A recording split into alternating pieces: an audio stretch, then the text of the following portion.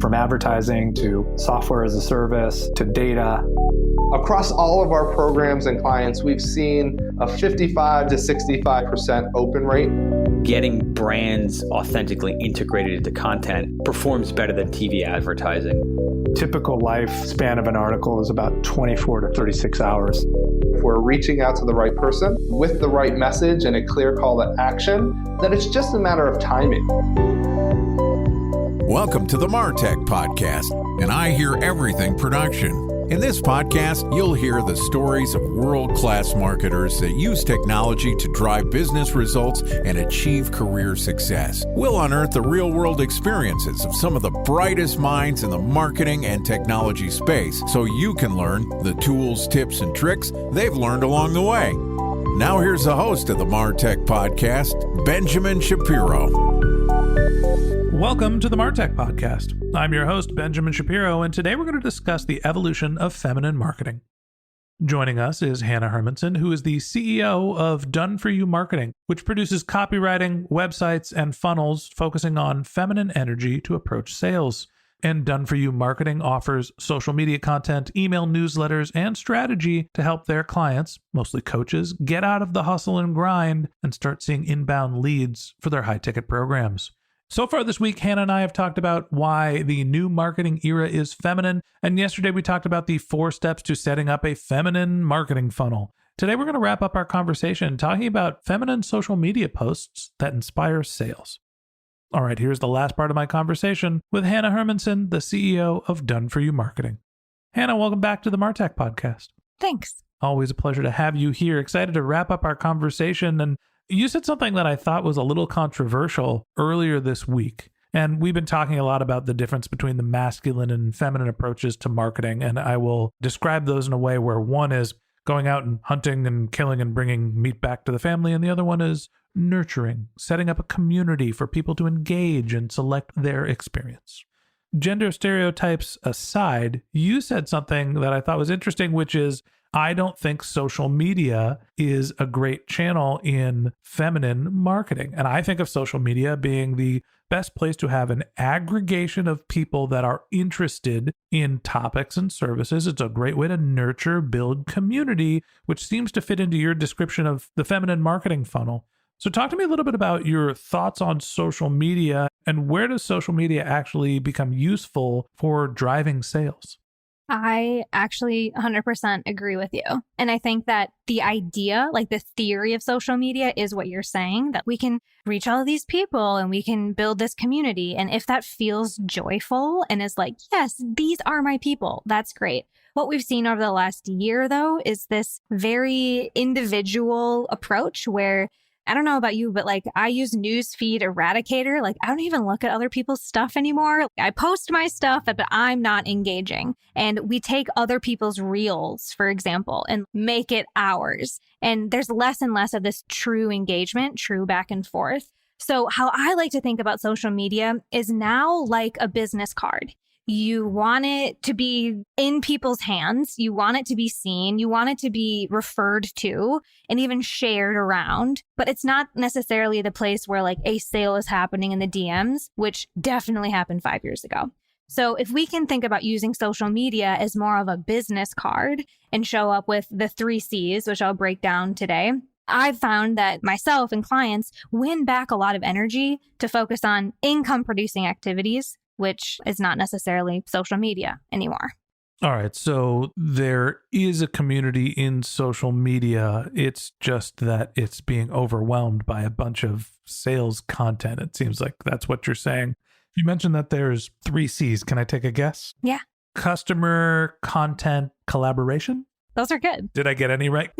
I've got clarity, connection, and credibility. Damn, not even close. And it's interesting when we were doing this, my name's Hanna Hermanson. I'm very into alliteration. And when we were honing this strategy, there are so many C words. Anyway, we can go down that alliteration path another time. Yes. Let's talk about the 3 posts that you want to integrate into your social media strategy. Mm-hmm. So the first thing is clarity. And we talked a little bit about this yesterday and like, are you standing behind what you sell? If I land on your page, do I know exactly what you do? And oftentimes, even as marketers, we think we're doing this really well.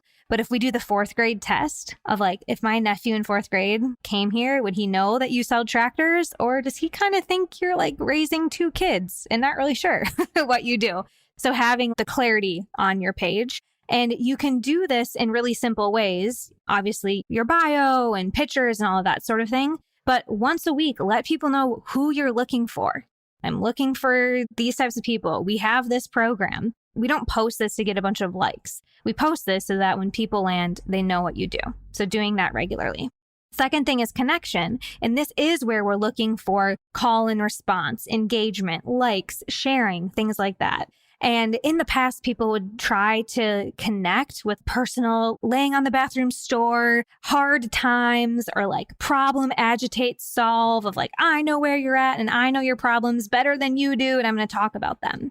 But what we know now is that people don't love talking about their problems. They want to be entertained. They want to be intrigued. And so connection posts can be funny memes or like questions about tacos or pizza, just to build more of that micro agreement relationship with your consumers where I'm connected to this brand. There's something quirky and interesting, and I want to be engaged with what they post. Mm-hmm. And then the last thing is credibility. I think you talked about this a little bit too in your guesses, but people got to know this thing works. And this is, again, not the place where we're necessarily looking for everyone to be like, oh my God, that's so amazing. Susie lost 15 pounds. But if this is a business card, are they coming and seeing client results, statistics about how your product works, real life outcomes before and afters? Because with so many options to compare now, we do want to make sure that that's front and center, your credibility.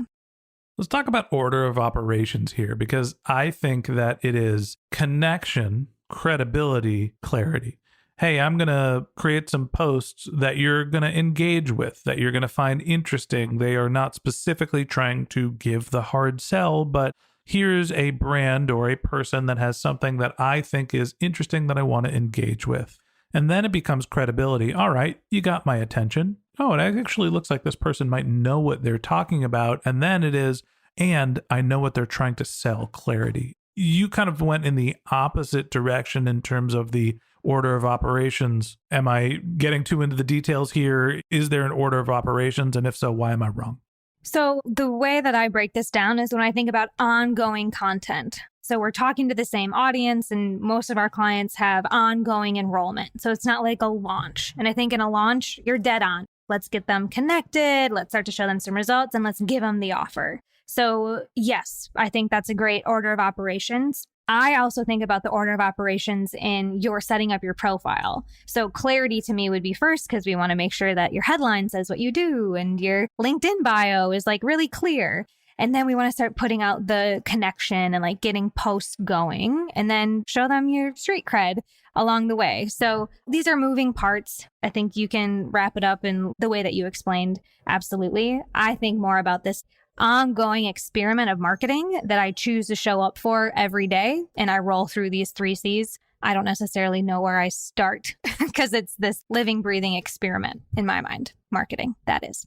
I think that there's different strategies that brands take when it comes to social media. And I think that at the end of the day, what you need to be doing is making sure that you are engaging with your target audience in a way where they know, like, and trust you, and they understand what you're doing.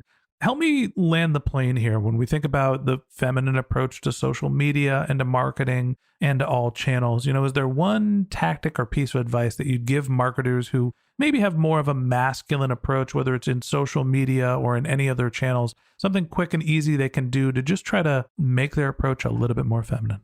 Lighten up. Let go of the structure, let go of the script. Stop trying to problem, agitate, solve all the time. What if you showed up with some fun, some humor, some personal real life connection sort of thing? I think there's permission in letting go of the script and showing up with a lot more light. So let's all take it easy. Let's have a little fun while we're out there. Let's make our marketing a little less heavy-handed, a little less more aggressive. Maybe we could all use a woman's touch. And Hannah, I appreciate you coming on the show and walking me through a little bit about how to do that. Thanks for coming on and being my guest. I appreciate it. All right. And that wraps up this episode of the MarTech Podcast. Thanks for listening to my conversation with Hanna Hermanson, the CEO of Done For You Marketing. If you'd like to get in touch with Hanna, you can find a link to her LinkedIn profile in our show notes. You can contact her on Twitter. Her handle is Hanna Hermanson, or you could visit her company's website, which is dreamlifeisreallife.com.